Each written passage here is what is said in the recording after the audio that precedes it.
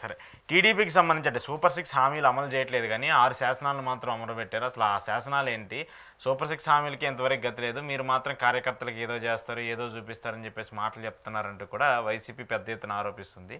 ఏడాది అవ్వకముందే మీరు మహానాడు పెట్టారు, ఏం చేశారంటూ కూడా ప్రశ్నిస్తూ వస్తున్నారు. ఏం చెప్తారు? నిజంగా మహానాడు ఒక వేదికగా తెలుగుదేశం పార్టీ కొన్ని కీలక విషయాలు ప్రస్తావించుండాలి. 4వ తేదీ రిజల్ట్స్ వచ్చిన రోజు, 12వ తేదీ ప్రమాణ స్వీకారం, దాదాపు సంవత్సరం పూర్తవుతోంది.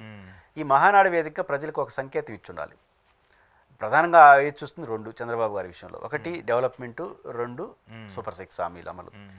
కాబట్టి తెలుగుదేశంపై ఎక్కువ ప్రజలు ఆశిస్తుంది సూపర్ 6 అనేది వివాదం అవుతుంది. అమలు చేయలేని పరిస్థితి వస్తుంది, అమలు చేయలేరు కూడా, అంత ఫైనాన్స్ పరిస్థితులు లేవు. దీనికి ఒక సహేతుకమైన వివరణ అక్కడి నుంచి ఇచ్చుండాలి. ఓకే, మా ఈ 1 ఇయర్ కాలంలో సూపర్ 6 అమలు కోసం చేసిన ప్రయత్నం ఇది, ఇంతవరకు చేసాం, భవిష్యత్తులో ఇలా దశవారు చేస్తాం, లేదా చేయలేని వాటిని చేయలేటుగా నిజాయితీగా ఒప్పుకుంటే 4 ఏళ్ళు కన్విన్స్ చేయొచ్చు ప్రజల్ని. కానీ ఇంతకాలం బయట ఏం చేశారు, 14 లక్షల కోట్ల అప్పు ఉన్నది, అవి ఇవి చెప్పి అప్పులు అయిపోయింది, రాష్ట్రం అయిపోయిందని చెప్పుకొచ్చారు. అది ప్రజలు కన్విన్స్ కావట్లేదు. ఎందుకంటే ఇప్పుడు మీ 9 లక్షల కోట్లు బిలో 10 లక్షల కోట్స్ అని అధికారికంగా చెప్పి ఎలక్షన్కి ముందు 14 లక్షల కోట్లు తెలిసే కదా మీరు హామీలు ఇచ్చారు. దానికన్నా తక్కువ అప్పే ఉండదు ఇప్పుడు. కాబట్టి ఇట్లాంటి వాతావరణంలో మీరు జగన్ మీద నెట్టి సంక్షేమ పథకాల నుంచి తప్పించుకోవడం సాధ్యం కాదు.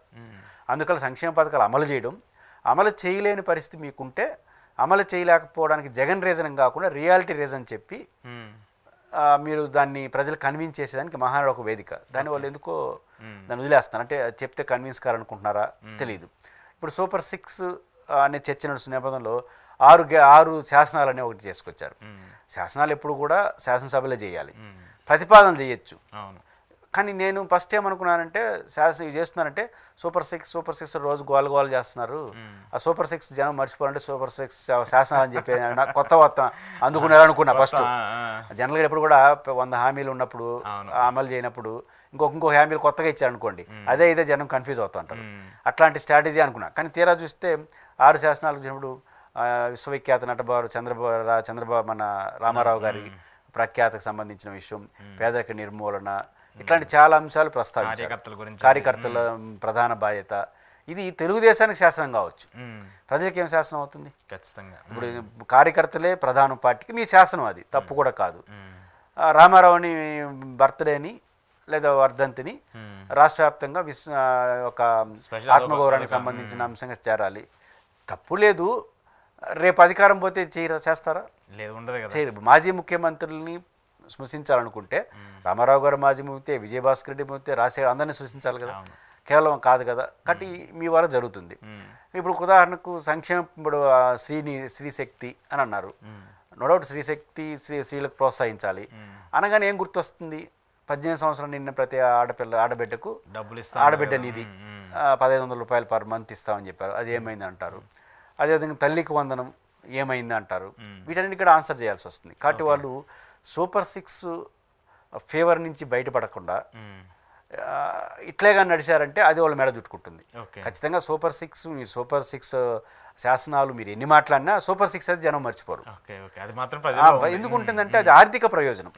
అంటే చాలా మంది ఉంటారంటే ఆయన డైవర్ట్ చేయగలరు, అది చేయలేరు. ఇప్పుడు ఉదాహరణకు మీకు అశోక్ అని ఆయన జర్నలిస్ట్కి జగన్మోహన్ రెడ్డి గారు నెలకు 500 రూపాయలు ఇచ్చి అలవాటు చేశారనుకోండి, నువ్వు ఏం చెప్పినా 500 రూపాయలు ఇవ్వలేదు అనుకోండి, నా 500 ఇవ్వలేదని మీకు తెలియదుగా, ఖచ్చితంగా తెలుస్తుంది. ఇంకొకటి చెప్పాలనా, ఏంటి నువ్వు యుద్ధం చేసుకో ఏమైనా చేసుకో, నీకు 500 రూపాయలు పోయిందనే విషయం నీకు జోబు చెప్తా ఉంటుంది ప్రతి నెల.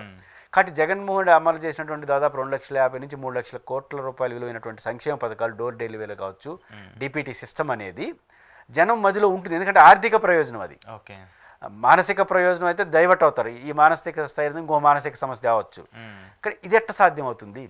కాబట్టి జగన్మోహన్ రెడ్డి గారి ఆర్థిక ప్రయోజనాలు అమలు చేసిన తీరు, ఒక ఇంపాక్ట్, మీరు అమలు చేయలేరని జగన్ గారు చెప్పడం, చేసి చూపిస్తానని మీరు అనడం, గెలవడం, దాన్ని ఎట మర్చిపోతారు?